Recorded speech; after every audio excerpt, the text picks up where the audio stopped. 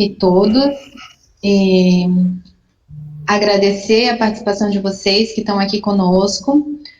Eu sou a Fernanda, eu estou hoje como segunda secretária do grupo do Nucres Vale do Itajaí. Estou aqui com as minhas colegas que compõem esse grupo, o Nucres, né? Que é a Carol Oliveira, a Paula Vaz e a Carly Verona, que está aqui comigo nesse momento.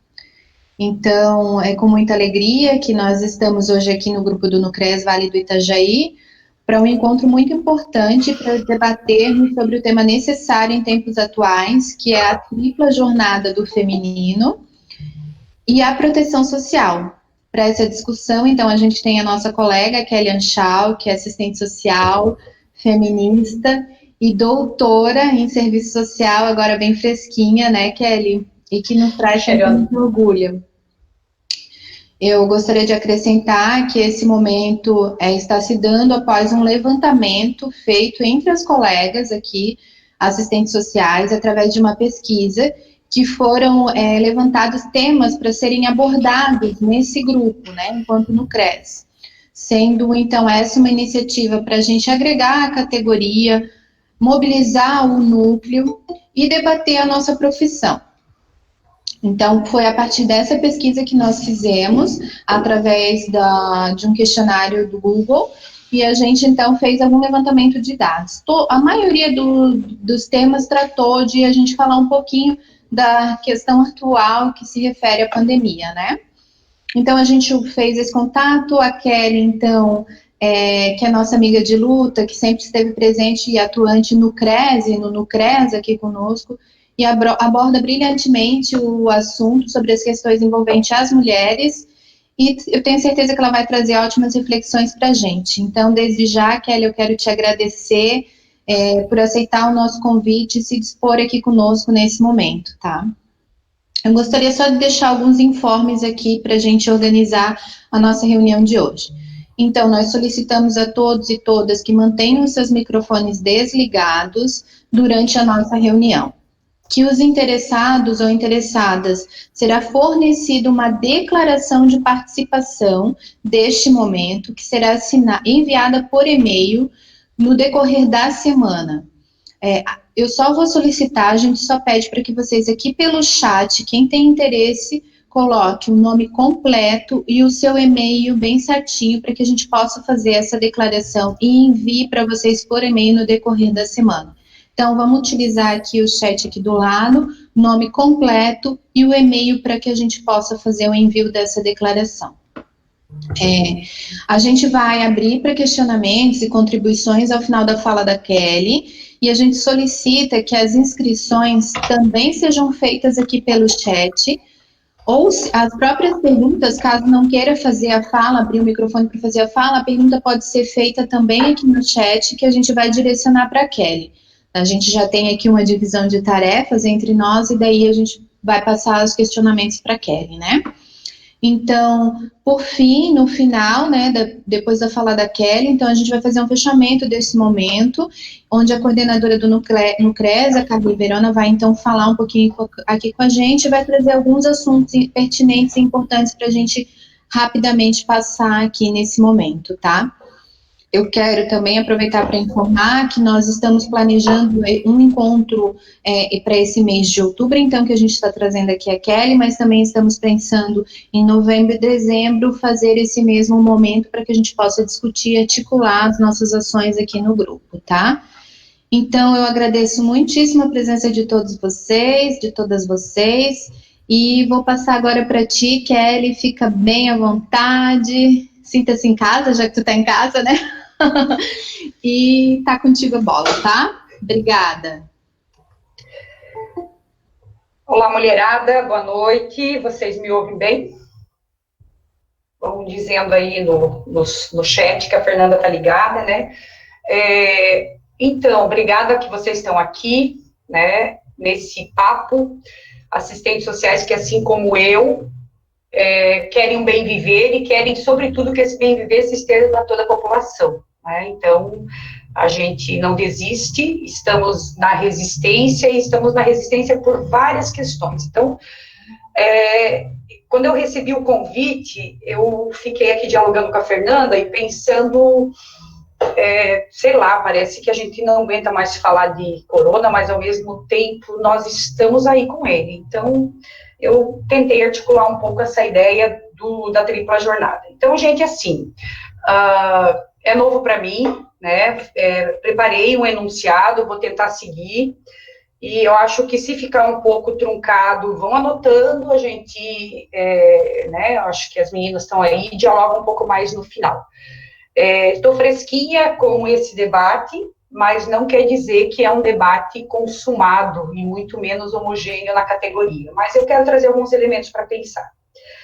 Ao longo dos últimos meses, a pandemia desse novo coronavírus deu lugar, entre outras coisas, ao desenvolvimento de novos vocabulários.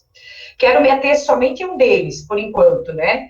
E assim desdobrar minha fala. Eu me preocupo muito, em especial, porque não vejo nada de novo, muito menos de normal, né? Você já sabe, eu estou falando desse tal novo normal aí. Por que eu peguei ele? Porque ele representa, para mim, um ardil ideológico, assim como proteção social e trabalho feminino. E, ao mesmo tempo, entre eles, há uma relação muito íntima, isso me preocupa e eu quero tentar discorrer na minha fala, né? Essa relação, ela é histórica, eu não vou entrar nela aqui, né? Mas parece que a gente, quando faz essa apreensão das leituras feministas, a gente está vendo um novo círculo com outras caras, né? Então, eu acho que é bem pertinente a gente pensar isso, mas quem vai validar essa pertinência são vocês, né? O que está acontecendo, né? Que nós, apavorados ou não, nós vimos aceitando e até reproduzindo o termo novo normal, talvez sem pensar muito no que ele representa. Grandes definições como essa, elas cumprem, sem dúvida, um efeito acalentador, que alimenta, sobretudo, um desejo de que isso não fosse verdade ou que passasse logo, né? A gente está passando um pouco por isso. Esses sentimentos, eles são super legítimos, afinal, as nossas vidas estão em risco, e em risco por algo que a gente nunca viu, nunca viveu. Então, realmente, ele é legítimo. Então, mas longe, eu quero pensar o que está por trás, né? Então, longe de criar um apavoramento, certo, gente? Mas compreendo que para nós, mulheres, assistente social, que atendem outras mulheres, desvelar as facetas do enunciado como esse, significa compreender que está em risco vários pressupostos, não só os de direito alcançado ao longo da história, pelas mulheres que ousaram questionar a sobrevivência dos seus filhos, porque foi sempre esse misto mãe, cuidado, mulher, que balançou as esferas, né? Então, eu não vou desdizer, mas eu vou entrar um pouco nisso, mas também está em risco o poder sobre os nossos corpos, sobre os nossos fazeres de mulher, essencialmente os femininos, né? Ouso pensar que a vida humana está em risco, gente, mas, sobretudo, a vida de um recorte da população. Primeiro, dos pobres, e daí eu não vou entrar nessa análise da questão social, eu acho que o serviço social tem bastante literatura sobre isso, mas, seguidamente, o que está em risco é, sim, a vida das mulheres e a condição de autonomia que nós já adquirimos, né? Acredito que, mais uma vez na história, o feminino pode estar sendo reordenado entre as esferas de público e privado para ser usado como mão de obra gratuita a serviço do desenvolvimento, do progresso e até da autonomia das mulheres. Porque nós temos mulheres com teletrabalho ganhando, em alguns casos, mais do que ganharia no seu espaço, né? E isso vai se tornar recorrente, mas nós temos que lembrar que ele é um recorte bem minoritário, né? E tem uma perversidade nesse trocadilho, né? Por quê? Porque ele vai somando várias jornadas, ou melhor, ele vai agregando, né? Eu diria que embutido com esse fetiche, tem várias jornadas aí. Então, mesmo sabendo que existe um chamado que é legítimo, né, para falar do serviço social na pandemia, eu decidi trazer alguns elementos para pensar a profissão numa relação muito antiga, que é da mulher, do feminino, da esfera pública, né, e a tripla jornada. Para isso, eu quero continuar problematizando esse novo normal e suas implicações. Normal? De que normal falamos? Então, cabe um novo nessa história, Os dois, o conjunto da obra está problemático. Seria normal, vamos lá, o antes, né? As pessoas viverem mal, viverem com discrepância de renda. No Brasil, 40% das pessoas, eu nem sei se chega a 40%, né, agora, tem emprego fixo. É um país da informalidade. Vive-se mal, conta-se, sobretudo, com o trabalho familiar precarizado. Então, isso é normal.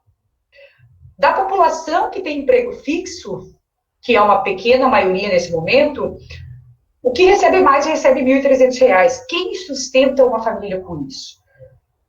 Ainda mais que o que encarece é, sobretudo, a sobrevivência, né? Tá aí o quilo do arroz, o preço da carne. Seria normal metade da população brasileira não ter casa decente para morar? Seria normal o governo se eleger com mentiras e incitando a violência? Seria normal um político se promover em cima da miséria, com auxílio-renda, quando comer é um direito constitucional? Normal? E aí vamos mais à frente. Para quem é possível viver normalmente, sabemos que perdemos 140 mil pessoas. Vou perguntar para as famílias desse povo se tem normal, ou se é possível ter um novo normal. Né? Que normal é esse? E onde que normal que a polícia mata mais que o Covid? Né? A gente tem relatos de pessoas que trabalham no Instituto Médico Legal e chega mais corpos, né, mutilados pela segurança pública do que pelo próprio Covid. Estava normal? Era normal para você, mulher, ser responsável sozinha pela gestão do doméstico, pela vida dos seus? Você, assistente social, que quando percebe um salário decente, porque a gente conseguiu evoluir nisso, e vamos mais à frente perceber que esse reconhecimento de percepção salarial da esfera do feminino e do cuidado também tem estratégia aqui. Mas é normal, mesmo quando você percebe um salário decente, ter que atuar em espaços precarizados ou negociar com chefes autoritários que não entendem bolhufas, né, de proteção social, ou então, nesse momento, trabalhar tendo que reivindicar IPI como se fosse uma requisição trabalhista e não uma condição de vida, né? Sem celular, né? Hoje eu ouvi um relato de alguém, não, é proibido por conta do momento político, dar celular por equipamento. Mas daí nós defendemos o teletrabalho, né? Então, tendo como única saída, né, enquanto profissional, eu diria, exercer a nossa ética na relação com o povo, mas ainda nós nos encontramos impelidos pela pandemia a gestar individualmente a miséria que se materializa nessa gigantesca doação de cesta básica, né? Porque daí todo mundo ficou sensibilizado, como se o povo só comesse feijão, arroz, açúcar, sal, e ainda usando o trabalho técnico qualificado, né, do feminino para gestar isso tudo.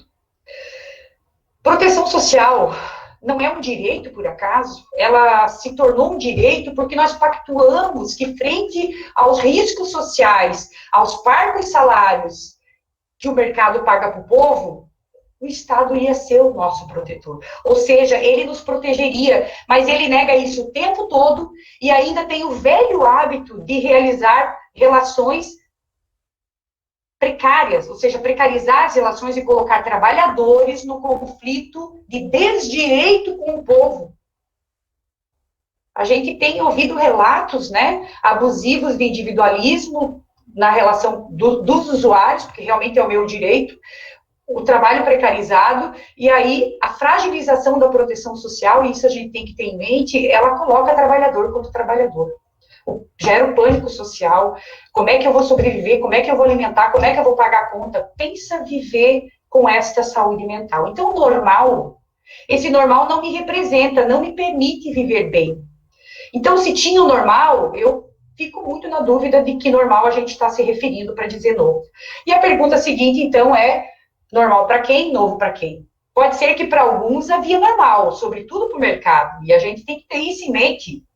Basta observar que vários segmentos econômicos, eles não pararam, e outros estão super aquecidos, como é o caso da construção civil. Mas aqui o lucro é a pauta, e não a vida. Né? Então, o novo normal está respondendo algumas questões, mas vimos propagando nos nossos diálogos, nas nossas falas, esse novo normal, como se ele se estendesse a nós. Né? como se a gente vivesse normalmente protegido e aqueles que a gente se relaciona vivessem como se as mulheres tivessem uma vida normal. Tínhamos. O que esse discurso carrega, né, normal, significa, sim, uma tentativa de seguir em frente e no controle. Viver sem muitos sustos. Nós somos humanos, gente. Nós precisamos de segurança. Já passou, isso não vai acontecer mais. É isso que pressupõe o novo normal. Entretanto, que uma pandemia... O que tem uma pandemia de normal, né? O que tem de previsível? Então, a gente está criando alguns estamentos que nos deram, né, eu diria algumas muletas conceituais até, para nos sustentar. Mas, Kelly, a gente precisa de segurança para viver, a gente precisa estar bem, né? Estamos desorientados. Temos que nos agarrar em algo. Eu concordo plenamente. Mas temos que criar redes e laços onde o normal não seja tão desigual. Porque vai ser. Temos previsão de queda no PIB, isso significa mais pobreza, mais cesta básica, mais assistente social sendo imputado para diversos tipos de atendimentos precarizados, com exposição de ambos, técnicos e usuários, e com jornadas sobrepostas para todas elas. Né? Tudo bem, gente? Vão escrevendo aí, vão me dando retorno. Kelly, puxa o freio de mão. Então, aceitar o novo normal é discutir como fazer, mas principalmente reconhecer que daqui para frente a pobreza aumentará. Por consequência, a violência e nossos fazeres não devem retroceder a plantão social, e sim no tensionamento da garantia de renda sem critérios tão fechados, né, para localizar um pouco a prática, sem a necessidade da validação técnica. O nosso fazer técnico é mais do que isso. É questionar a não garantia de renda, a precarização que vem corroendo o Estado. Afinal, comer é uma necessidade primeira da vida humana e nós estamos barganhando com ela. E é uma barganha muito injusta, porque na hora da necessidade vale tudo, vale mentira do lado de cá e jeitinho do lado de lá. E isso nos desafia enquanto profissional, porque nós temos que lidar com essa expressão e não agarrar ódio dela. Né? Mas a gente fica, eu diria, no meio do fogo de gestões incompetentes e de excluídos tentando sobrevivência, né? Uma segunda questão que o normal nos coloca, e que, de novo, também não tem nada, é o aprisionamento das demandas sociais ao privado. E, junto com ela, um sujeito em especial, o feminino. Sem escola, quem está cuidando das crianças? Quem continua pagando diarista? Quem continuou estudando com qualidade? E essas perguntas, estou direcionando para homens e mulheres, mas a gente já consegue ter um mensurador. E a saúde mental? Agnes Heller diz que o cotidiano é alienante. O cotidiano do privado, por sua repetição, sem produto, eu faço e não pego, é intangível, se torna duplamente alienante. Você tem caminhado, você tem ido para a academia, né? Saúde mental. Observe que abrimos os corredores de consumo, como shopping, lojas, restaurantes, interesses privados, mas não abrimos praças, parques, espaços públicos. Agora estamos abrindo interesse público. Mas primeiro foi o direcionamento ao mercado e não à convivência. Né? O consumo do Netflix triplicou, então a família continuou no seu normal? Como diz os adolescentes, só que não. Né? A falta de orientação e segurança por parte do Estado, aquele que disse que nos protegeria, tem gerado um medo social de submeter nossos filhos ao risco. E com isso, o novo, que nem é tão novo, tem se tornado um charme. E aí entra as expressões dele, o teletrabalho. O teletrabalho, além de gerar um sentimento de normal, gera um sentimento protetivo. Os meus estão aqui. E olha como o feminino é cooptado para estas seguranças, né? Eu cuido dele. Vale lembrar que essa condição não é para todos, e ao mesmo tempo, ninguém aguenta o privado o tempo inteiro. Ainda mais o povo brasileiro, né? O povo da sociabilidade. Então, tentando nos confinar. Gente, eu não estou aqui defendendo, né, uma discrepância entre confinamento, mas estou tentando pensar confinamento e afastamento social são coisas distintas, e elas estão sendo associadas com muita força, né? Já temos dados mostrando que família em home office tem nome. Mulheres em home lar, mulheres em home cozinha, mulheres em home máquina, mulher em home fogão, mulher em home notebook, né? Mas o office, que é escritório, né, ele tornou-se um notebook que anda-se pela casa, né? Ele é itinerante. Olha o desafio aí da itinerância, né? Home office está uma condição para o trabalho masculino, ou para quem paga outra mulher para fazer as suas tarefas cotidianas, mas a maioria das mulheres, ou para a maioria delas, isso não é uma realidade. Não é por acaso que a violência doméstica aumentou. Academicamente, homens produziram cerca de 40% mais do que as mulheres. E as empresas têm percebido isso. E, aliás, eu diria que não perceberam agora, se a gente pegar o movimento de 68, que explodiu gente na rua, e as mulheres também estavam, porque somos sempre nós que alimentamos as micropráticas de poder, e eu vou chegar nelas, ali na década de 70, 80, surgiu o teletrabalho, ou seja, mulherada, volta para casa. Já voltamos para casa depois da Segunda Guerra, já voltamos para casa depois de 68, e agora a gente botou asinha demais para o público, sabe? E aí, peraí, né? Essas emoções todas na esfera pública, elas estão produzindo sujeitos preocupados com o outro, e isso não agrada muito o mercado. Além de que a gente nunca largou aquela dupla tarefa que era o trabalho não remunerado do privado, que sustenta em boa parte a economia, né? Então, como o home office, a educação pública pode ser precarizada. Com o home office é mais fácil culpar as famílias por seus hábitos, como tipo, não cuidou direito do seu filho, né? Eu tenho um relato aqui do atendimento de uma família, mulher, que daí a gente tem que lembrar dos 46% chefiados por mulheres, e a gente tem usado esse termo para dizer mulheres, ou melhor, família, mas mulheres, cujo filho foi eletrocutado no terreno baldio. Ela está repetindo o seu atendimento de PAIF várias vezes, e a culpa é um negócio gigante, né? Oi? Onde é que essa criança deveria estar mesmo? Como não cuidar dos filhos, né? Não alimentá-los decentemente, é mais fácil agora dizer, mãe, não cuidou, estava lá na rua, morreu eletrocutado por desatenção sua. Responsabiliza a família, mas, ao mesmo tempo, deposita-se nela esperanças sociais, como se ela, por si só, fosse a sociedade. Tanto que a gente tem uma mania muito grande de associar problemas sociais como problemas familiares. Alcoolismo é problema social, violência é problema social, mas a família tem violência, a família tem alcoolismo. Então, olha como a gente também privatiza as leituras, né? Então, a família, ela vem como esperança, mas só faz isso, né? Só protege quem tem condições. Junto com isso, vem uma carga de responsabilização, de introjeção de valores, principalmente os de gênero, né? Meninos vestem azul e meninas vestem rosa. Quem é que ganhou até hoje com isso? Quem? Trabalho tem sexo? Há trabalho de homens e trabalho de mulheres? Acho que a industrialização, a maquinaria veio mostrar, e foi isso um grande estupim para o feminino, de que poderia haver concorrência, né? Mas não é uma concorrência no sentido, eu tenho, você não tem, sai daqui que esse é meu, né? É claro que para o capital, onde não tem trabalho para todo mundo, os gêneros viram competidores, daí nós temos que sacar isso também, né? Bom, então, para mim, é uma questão de ordem a nossa categoria reconhecer os impactos para a vida das famílias que a pandemia tem causado, mas primeiro as nossas famílias. E aqui eu venho fazer uma chamada para o nosso feminino, né? Profissão composta por mulheres, que atende mulheres, que lida com violência de gênero.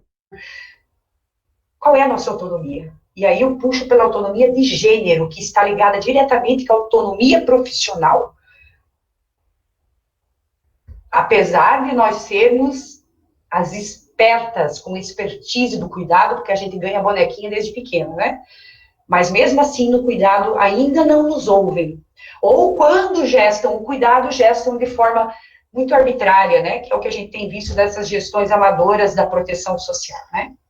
Então, gente, reconhecer que esse novo normal se apresenta como mais uma estratégia de confinamento do feminino ao privado, sob o discurso do cuidado, elas cuidam melhor e, com isso, alimenta, inclusive, nas nossas práticas do feminino, ou seja, elas usam a nossa expertise histórica para nos botar no cuidado da família, mas também para estar na área do cuidado. O que é proteção social se não é o cuidado, né?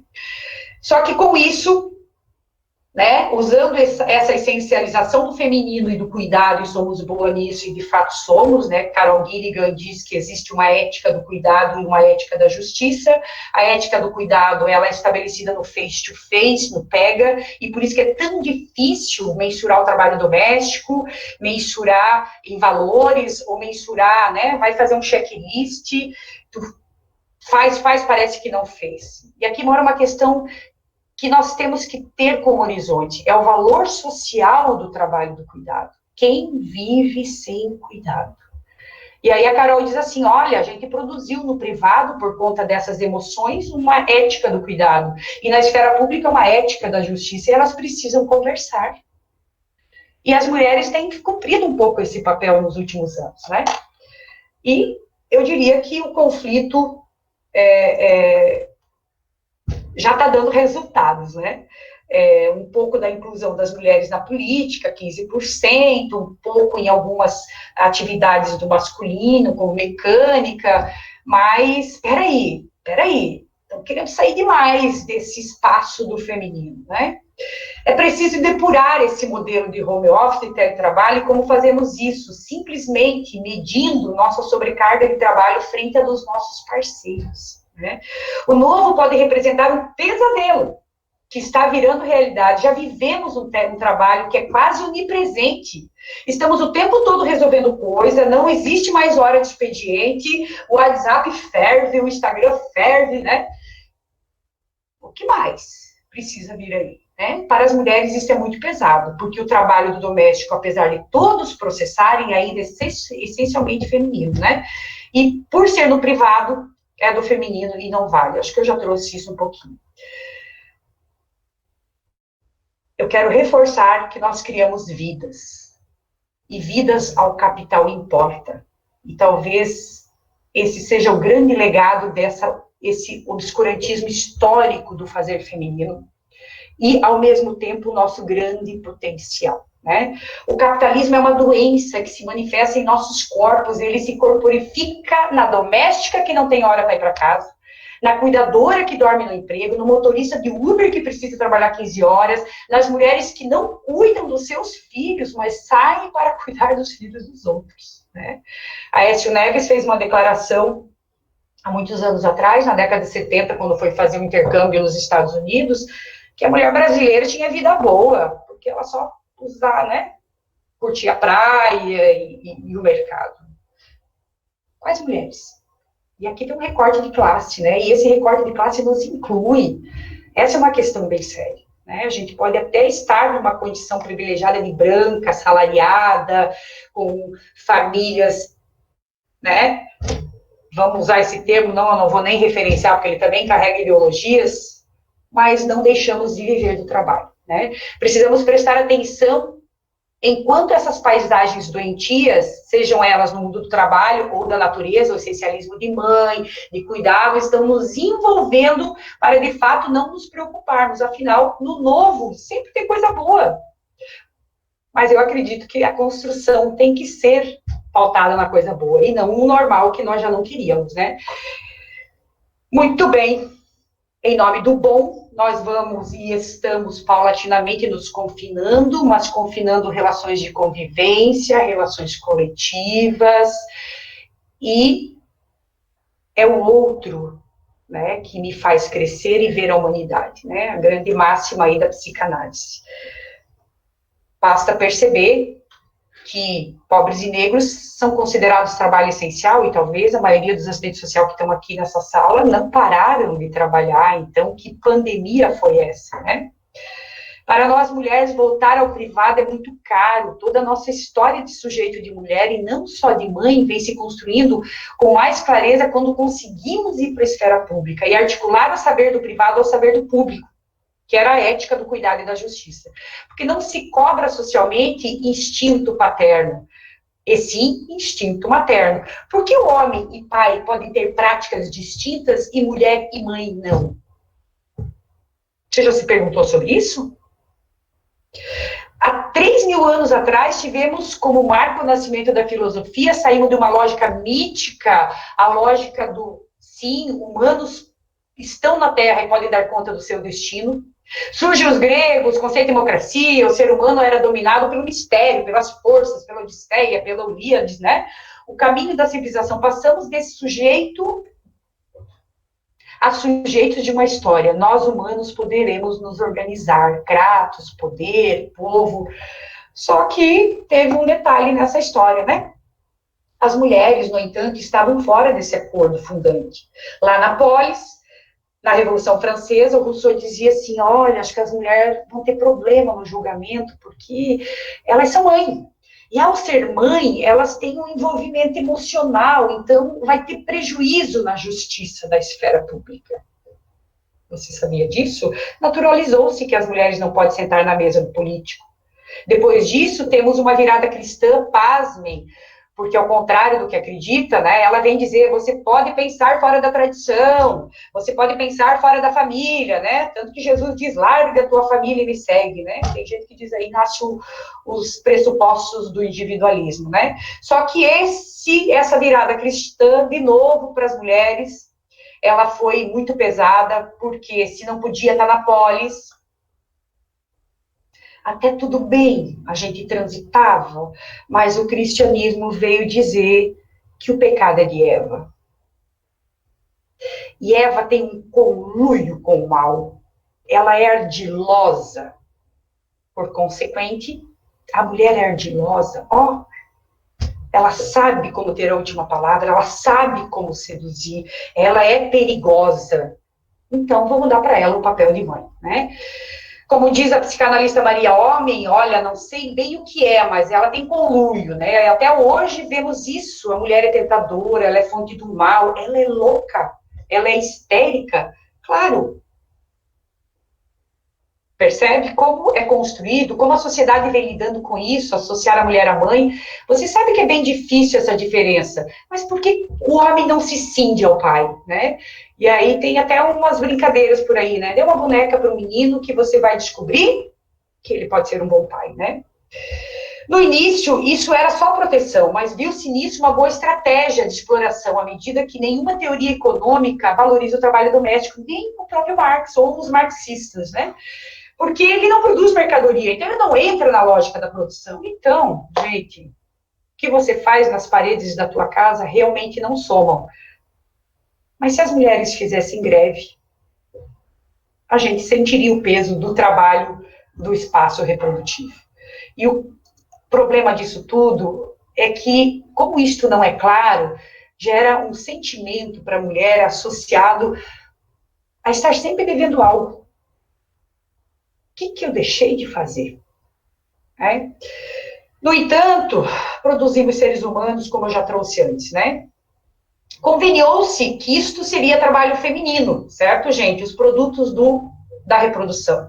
Deve-se a isso a gente ouvir as mulheres orgulhosas, né? O meu marido me ajuda. E é curioso que no início da pandemia aqui em Itapema, eu faço parte de alguns grupos aqui, e às 20 horas nós vamos na sacada fazer um aplauso para os homens que estão aturando as mulheres no privado. Vocês podem imaginar, né? Como é que é? Então o privado é da mulher? É isso? Acho que a saída da mulher para a esfera pública balançou estamentos, ressignificou papéis, nós não podemos retroceder. Mas isso também implica convidar o masculino para o privado, apresentar a ética do cuidado, né? Porque se o gênero feminino, ou se o feminino, né, também se balança, em contraponto nesse conhecimento dual, o masculino também. Então, como a gente acolhe? Como nós temos acolhido o masculino nos nossos espaços privados assim? Uma salva de palma por nos aturar? Estamos convencionando a condição de histérica e louca, é isso? Histérica, útero, né? Providencial. Só que, gente, eu já tô... Fernanda vai me dizendo aí, abre o microfone, me diz quanto tempo eu tenho, né? É tão bom te ouvir, acho que vamos mais um pouquinho, mais uns 15 minutos aí a gente não temos mais muito depois que tratar, a gente abre o debate, tá? Perfeito. Agora, mulherada, a partilha das tarefas domésticas é o menor dos nossos problemas que esse caldo deixou e que está se construindo, né? Eu já trouxe aqui que o surgimento da máquina nos colocou, né, na esfera pública, as mulheres foram provando o gostinho da arena política e conjuntamente foram provando, né, que é possível determinar proteções para as nossas famílias, né? Quando conseguimos colocar na cena pública leis como Maria da Penha, quando conseguimos o voto feminino, quando conseguimos regulamentações trabalhistas por gênero, quando conseguimos educação infantil, um essencialismo, mas é ela que dá condições objetivas para as mulheres ir para o mercado de trabalho. Né, vide esse momento que estamos vivendo. Então, essa proteção e esse arcabouço, né, e eu diria que toda a proteção social, ele é fruto, sim, dos tensionamentos do feminino. Só que esses movimentos de questionar, né, se davam frente à descoberta dos prazeres do exercício da convivência que a cena pública possibilitava. E eu diria o exercício de mulher, não só de mãe. E esse exercício de mulher empoderaria as mães, mas tiraria, né, essa coisa de que o cuidado tem que ser feito com amor, que se mistura com emoções, né? E aí as mulheres começaram a questionar, por que só cuidar? A gente pode muito mais, né? E esse questionamento ganha corpo, se potencializa com as revoluções industriais, porque as mulheres são chamadas a produzir, né? O que explode em parte o modelo aprisionador da mulher, onde para as moças a felicidade estava em fazer um bom casamento. Saía do jugo do pai para o jugo do marido. Isso para a classe média, porque a classe trabalhadora significava desde sempre tripla jornada de trabalho. E eu quero colocar aqui que tripla jornada aqui tem a ver com o trabalho do privado, o trabalho do público e também a questão da sexualidade.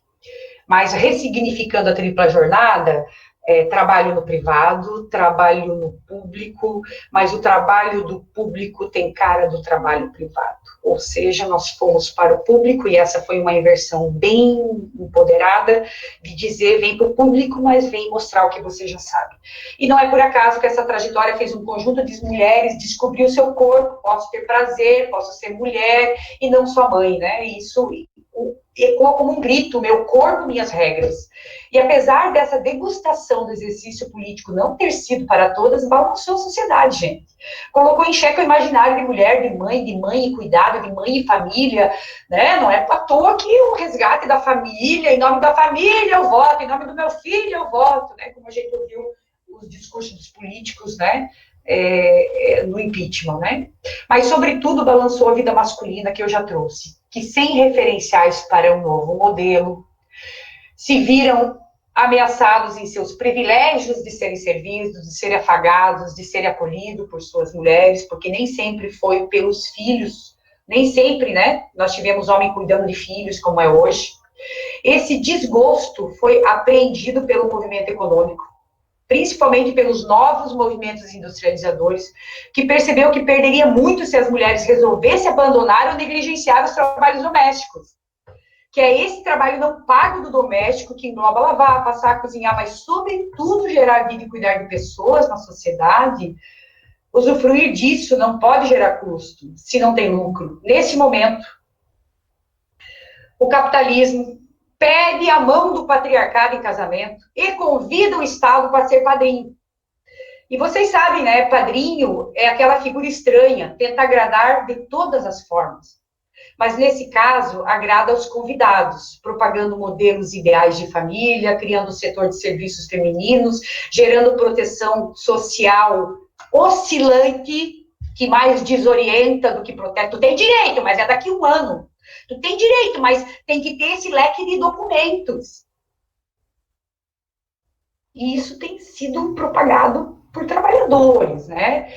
Então, práticas familistas a gente tem visualizado, onde a proteção está mais para o ajuste da harmonia familiar do que a oferta protetiva. Claro, não tem arcabouço protetivo, mas tem profissional face-to-face com a população.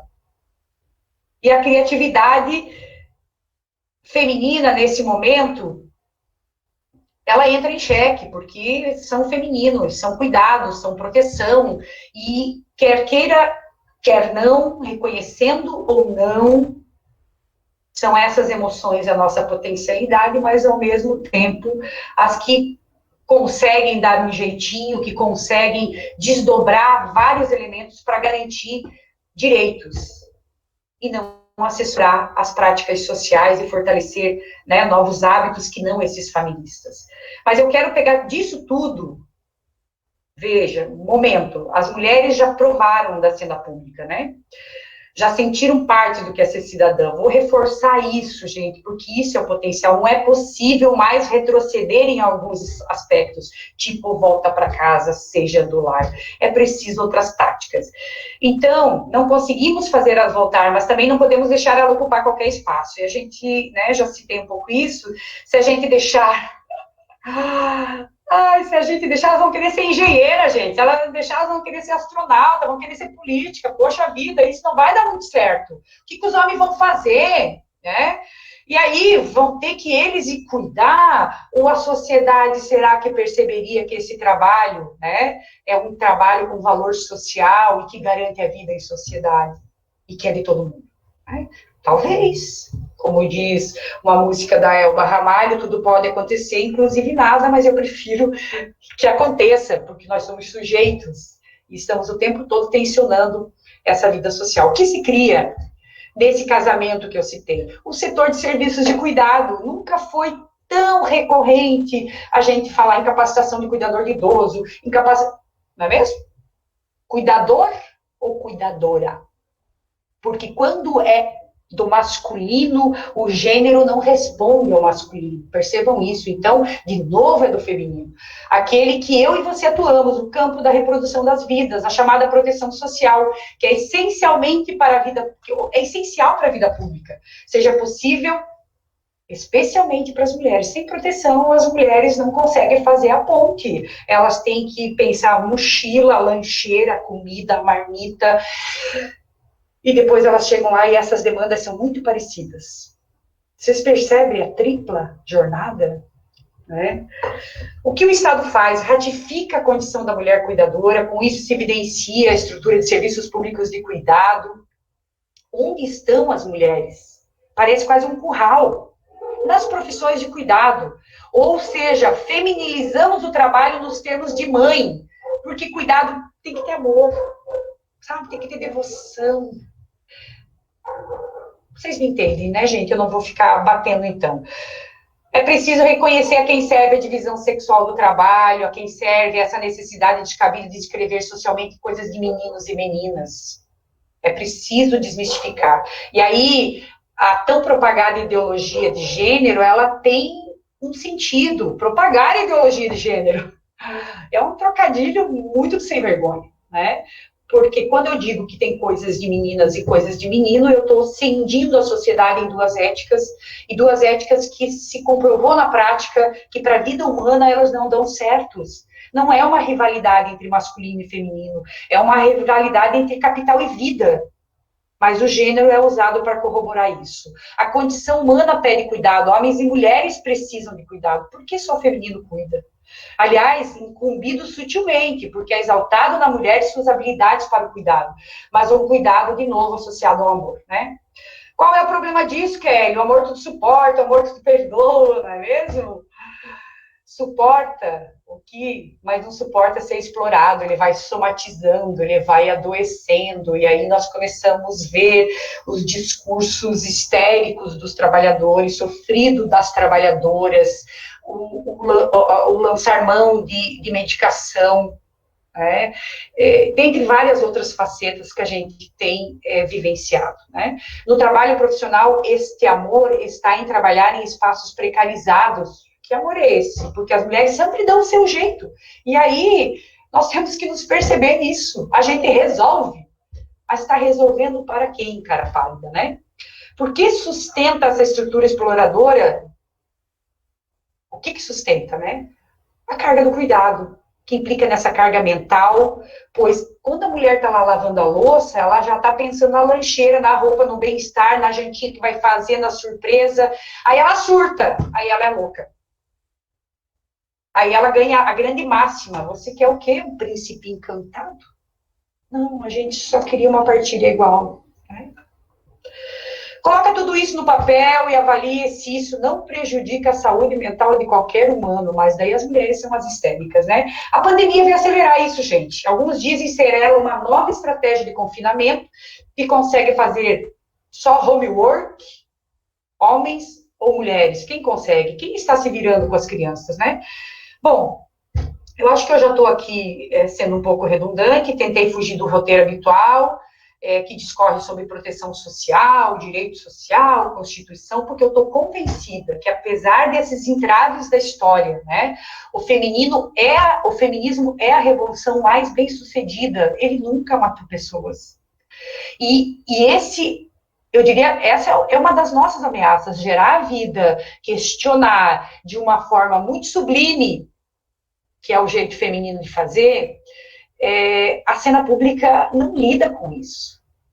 Né? Isso nos coloca numa condição de balançar as estruturas com outros elementos, e essa é a nossa potencialidade. Dentre eles, a negação do cuidado social como essencialmente feminino e amor, é uma condição para a vida em sociedade. O reconhecimento de que não há trabalho por sexo, seguramente quando se trata de vida humana. Acredito muito que se dermos, né, eu já falei isso, uma boneca para os meninos, eles serão bons pais.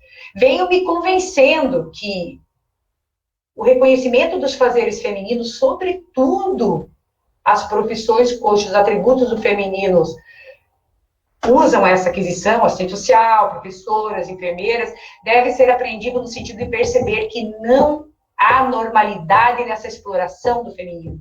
E que se há um novo normal, esse novo normal tem que ser escrito pela vida das mulheres, ou pela prática das mulheres.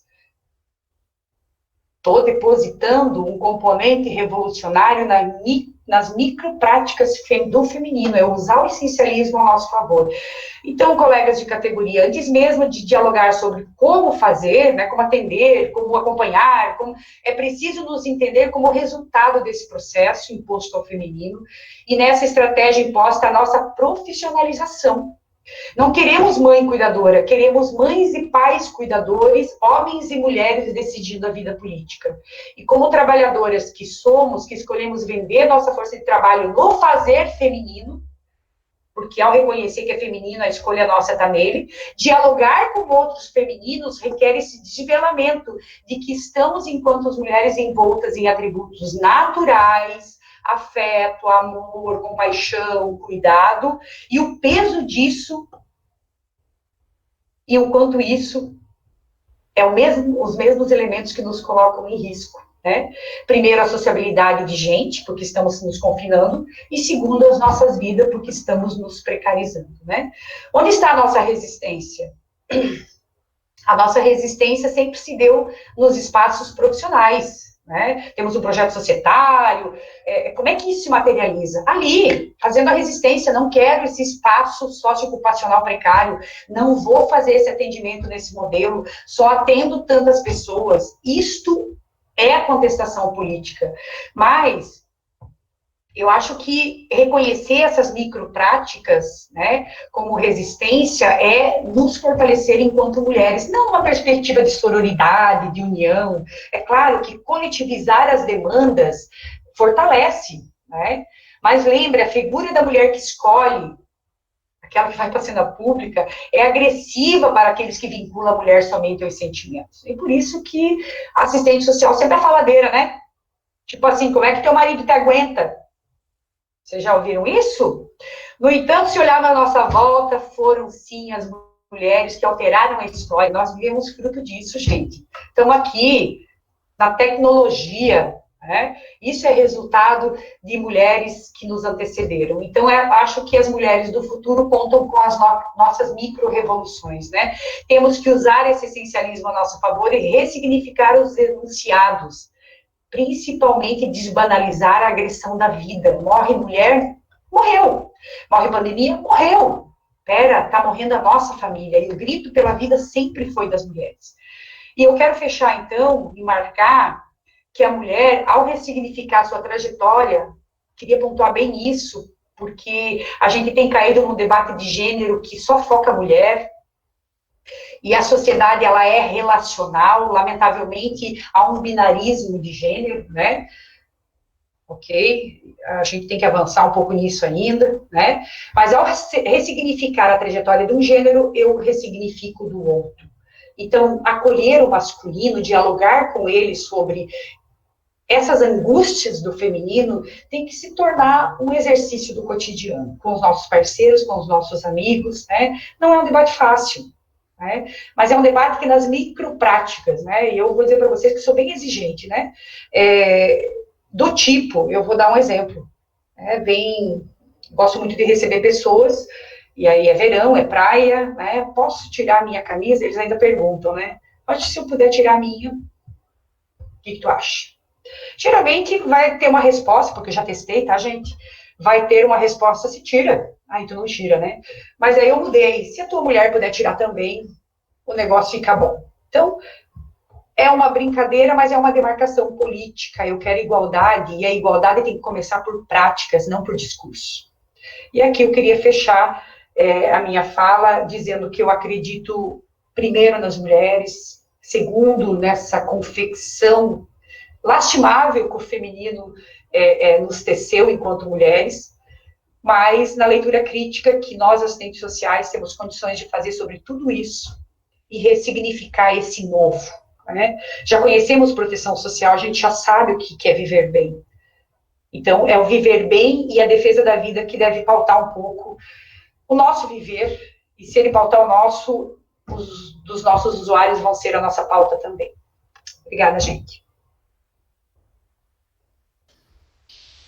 Kelly, maravilhosa, como sempre, inspiradora, né? Aqui do lado no chat tu vai poder abrir ali, né? Ver que o quanto as pessoas estão te parabenizando e o quanto é rico a gente poder olhar por esse prisma, né? Por esse ângulo que a gente não para pensar. E aí quando eu te ouvia falar, eu penso muito assim, nós somos uma categoria predominantemente de mulheres, né? E aqui, ó, na nossa participação de hoje, só temos mulheres, então, assim, a gente precisa fazer essas micro-revoluções entre nós também, né? E pensar sob essa ótica, até mesmo enquanto profissionais, né? Porque nós estamos no teletrabalho, como tu trouxesse, né, Kelly? A gente tá. Eu recebi essa semana uma chargezinha que tinha home office e mulher office, e era completamente diferente, né? A mulher lá como tu traz a tripla jornada, enfim, isso é muito significativo e importante para que a gente possa fazer essa discussão enquanto categoria e tomar a frente para que isso, né, chegue aos nossos usuários, como tu falou. Então, pessoal, a gente vai poder abrir para contribuição e questionamento. Não sei se as pessoas querem se inscrever aqui pelo chat, se tem alguém para perguntar, ou querem fazer a pergunta direto aqui. Ô, Fernanda. Oi. Eu quero exaltar o potencial do virtual, né? Tem a Dani Cima aí, que está, né, em outra região, as meninas de São Paulo, que são parceiras, Vera lá de Luiz Alves, enfim, eu não vou citar todo mundo, mas o agregado desse conjunto é o virtual, né? Então, eu acho que não temos que demonizá-lo, pelo contrário, né? Mas ter como pauta que a convivência, e aí preciso de um chopp, tá, mulherada? Ela é essencial. Sim, com certeza. E até porque, para que a gente não caia no adoecimento, né?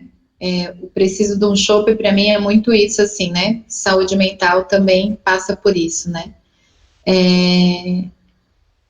Não sei se alguém quer fazer algum questionamento para Kelly. Aqui eu estou vendo que tem várias contribuições, né? Maria Cristina fala para refletirmos mesmo, pois estamos trabalhando em triplo durante a pandemia, estamos mesmo, né, Maria Cristina, a gente faz o trabalho, tá com as crianças, quem tem filho, e se vira, e muitas vezes é como a Kelly trouxe, né, como que a gente trabalha isso externamente, né, e daí tem um questionamento, Kelly, sobre essa questão de como estamos trabalhando em um formato quase de plantão social, o que você sugere? É algo muito angustiante. Vi STS que faz esse questionamento. Ô, Vivi, tu quer me botar em fria, né, Vivi? Então, gente, eu tenho me perguntado muito sobre esses exercícios e eu vou responder com uma outra questão que necessariamente não te responde, tá, Vivi?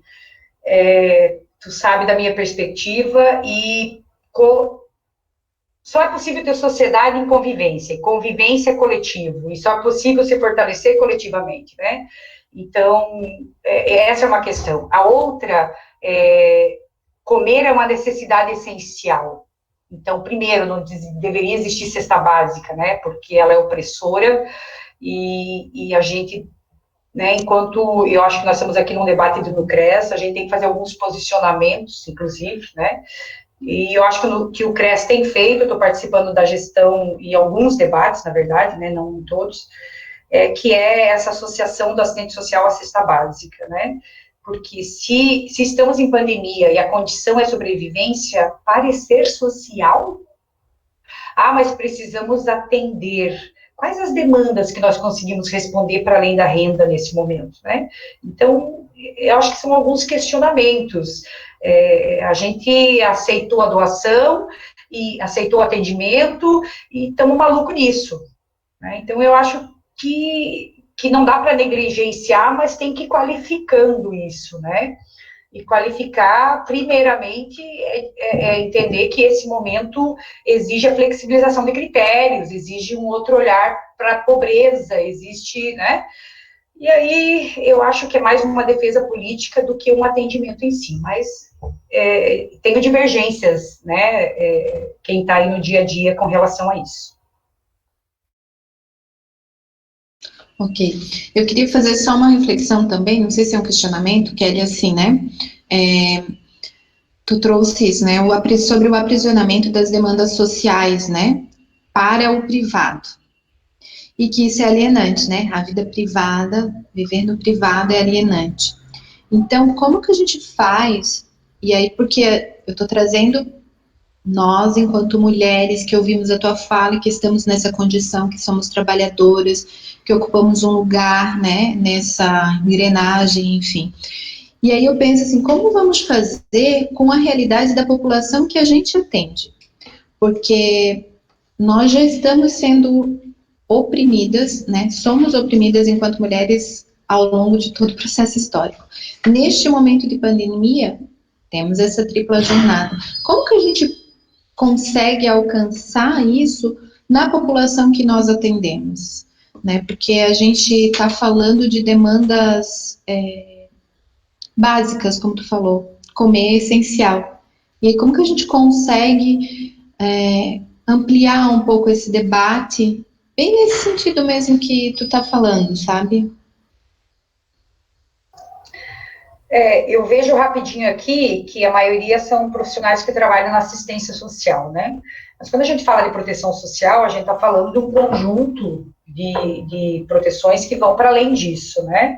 E, claro, eles não estão em nosso poder, ok? Mas a leitura de que o SUAS é maior do que isso e, por consequente, o SUAS não é messiânico e nem vai dar conta da pobreza, acho que é uma questão que a gente tem que ter em perspectiva, né? Por outro lado, eu acho que tem que recusar veementemente essas práticas que estão nos impondo, né? Por exemplo, se é pandemia, se é vida, se é fome, eu tenho que validar isso, né? E aí eu acho que tem questões aqui que a gente teria que problematizar. Então, o que de fato, e daí eu acho que a gente tem negligenciado, né, a gente tem feito debate, especialmente da assistência pela garantia da renda e não pelo assessoramento social, que, por consequente, é o espaço do pseudo-debate político, né? E por quê? Porque a angústia da comida bate à nossa porta e vai bater mais. Então, por isso que nós temos que fazer um demarcador político. É nossa essa demanda ou ela é da sociedade? Eu diria que quase nos termos do feminino, sabe? O cuidado não é só nosso, e daí o plantão e a cesta básica não é só nosso, né, de um conjunto de um Estado. E aí eu acho que são algumas recusas nesse sentido. Né? Porque se eu preciso ter afastamento, mas daí eu estou atendendo, enfim, eu vou distorcendo as lógicas em nome da privação. Olha que ridículo isso. Né?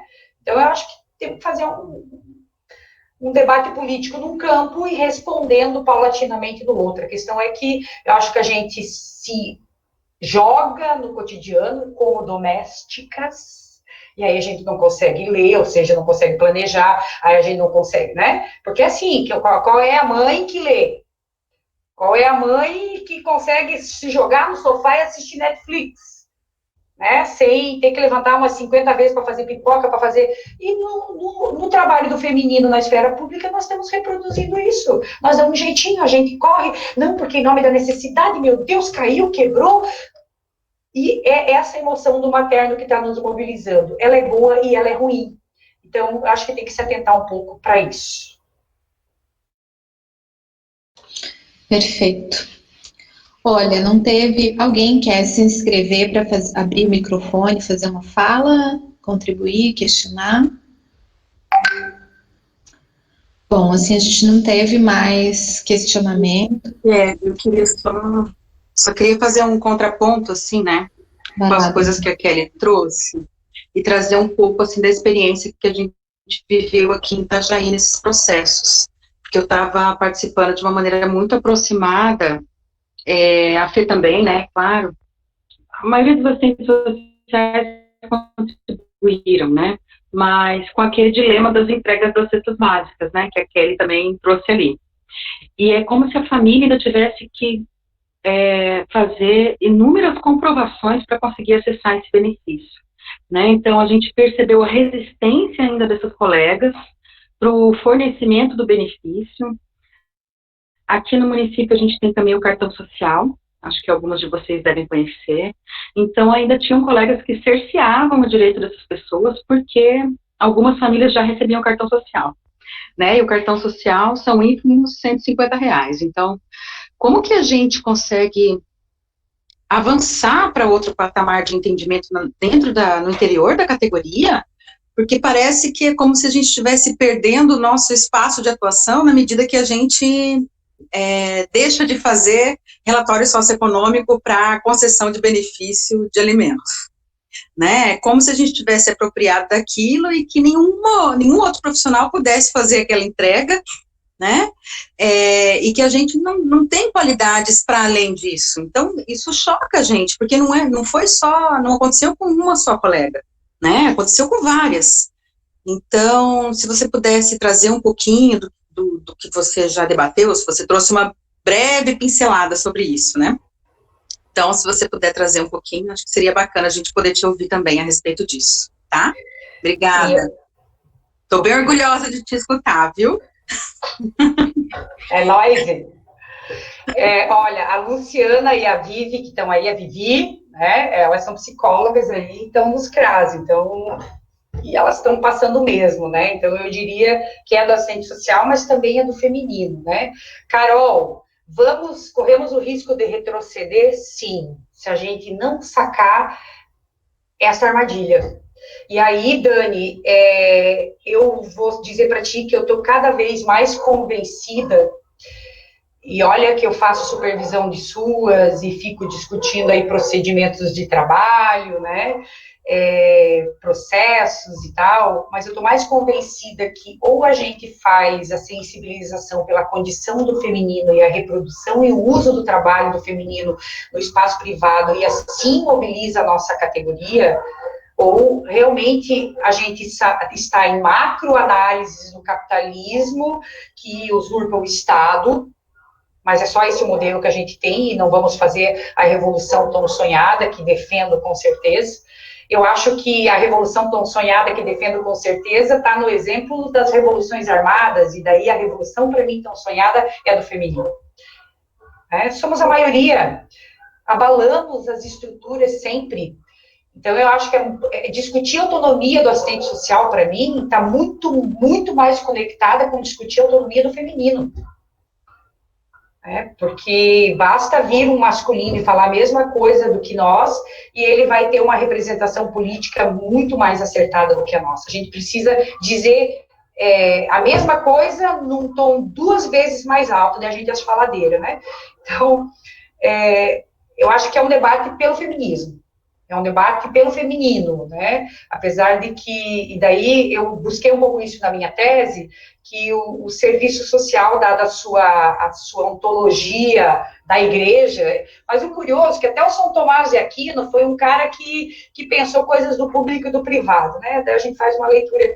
Então, a gente distanciou um pouco do feminismo, apesar de se associar ao marxismo, mas é que o marxismo e o feminismo sempre duelaram, né? E aí a gente acabou não tendo uma leitura enquanto formação de práticas feministas, foi se aproximando delas, e eu diria assim, com mais clareza, no fazer profissional. E isso nos deixa em desvantagem, num olhar crítico, né? Mas eu acho que há tempo de fazer esse resgate, e para mim é uma questão de ordem fazer esse resgate, muito mais do que discutir como atender, desculpa aí, mulherada, né?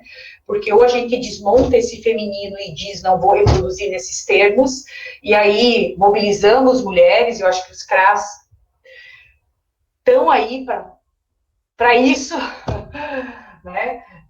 Só que ao negar, por exemplo, o atendimento individual, eu tenho que ter outras proposições, né?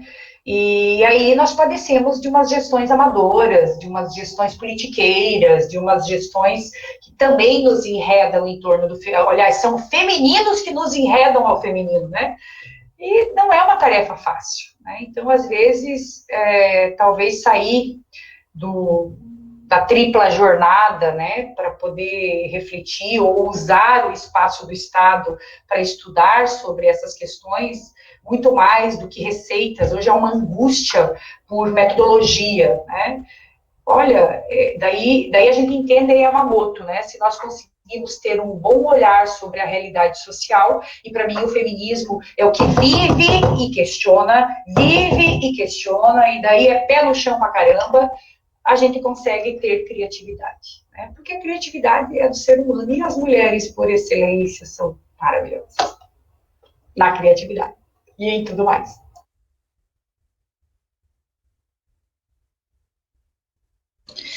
Que lindo, Kelly, isso. E a Carol ali fez um questionamento, né, mas acho que tu já respondeu, né, não sei se tu se sentiu contemplada, Carol, mas eu queria só aproveitar o gancho ali do que a Carol perguntou, Kelly, ali, sobre retroceder nas conquistas que nós, mulheres, alcançamos ao longo dos anos. Eu acho que a gente já está tendo fatos concretos dessas conquistas aí, né, sendo desmontadas, e que sim, enquanto categoria, e até agora falando como núcleo, né, de assistentes sociais que somos, a gente pode pensar sim em alguns encaminhamentos, não necessariamente nesse momento, mas assim, eu penso que a gente tem sim que fazer alguns movimentos. A questão do feminismo, ela é uma das bandeiras de luta, né, da nossa profissão, e a gente pode sim somar forças para fazer com criatividade, como tu trouxesse, né, que é de fazer algum movimento para isso, né. Eu estou falando muito com base nesse retrocesso que a gente está vivendo em relação à educação inclusiva, que a gente está perdendo isso, né, mas é muito da minha vivência, mas isso reflete, isso é das mulheres também. Então, só para a gente pensar que a gente pode, sim, ter movimentos para minimamente ir contrário àquilo que está posto. E aí isso pode ser disseminado aí no nosso dia a dia profissional. Mas, enfim, só uma reflexão. Bom, meninas, assim, né? Estamos com 20h22 de horário. Kelly, não tenho nem palavras, né? Tu é maravilhosa, a tua fala. Acho que a gente tem que se aproximar mais, né? E aí eu falo para todas, assim, porque a gente se aproxime mais como mulheres, que reconheça e reflita que essa tua fala ressoe dentro de nós, para que a gente possa se reconhecer nesse lugar. E te agradecer imensamente, dizer que sou tua fã número 1, doutora. É muito, Fernanda, muito bom ter você aqui conosco. Não estou rasgando cedo e para de ficar. Sempre que eu elogio, tu fica assim. É. Então, assim, que foi um grande aprendizado no dia de hoje. E é isso, gente. Eu agradeço muito a participação de todas vocês. Eu só quero, antes da gente encerrar, Kelly, vou passar para ti se tu quiser fazer um fechamento. E antes de que as meninas saiam, eu gostaria só de passar a palavra para a Carly, que é a nossa coordenadora do Nucres. Ela vai falar rapidinho aqui com todos vocês para que a gente possa encerrar. Kelly.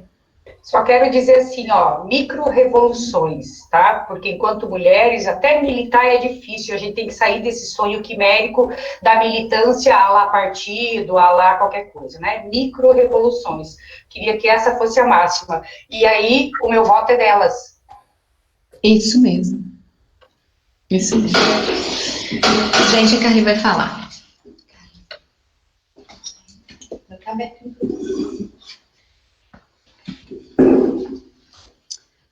Boa noite a todas. Boa noite, Kelly. Então, o que falar depois dessa grande reflexão, grande aprendizado? Kelly, nós agradecemos a sua contribuição e também toda a discussão exposta aqui, da qual você se dispôs a estar participando aqui hoje. E enquanto mulheres, classe trabalhadora, a gente reconhece que precisamos nos apoiar mutuamente e nos organizar coletivamente para tão sonhada revolução. E também, mais uma vez, Kelly, muito, muito, muito obrigada. Né? E antes de encerrar, gostaria, enquanto no CRES, trazer um assunto com vocês a respeito da participação do controle social, de demandas que nos veio da nossa região, dos municípios de Balneário Camboriú e Itajaí.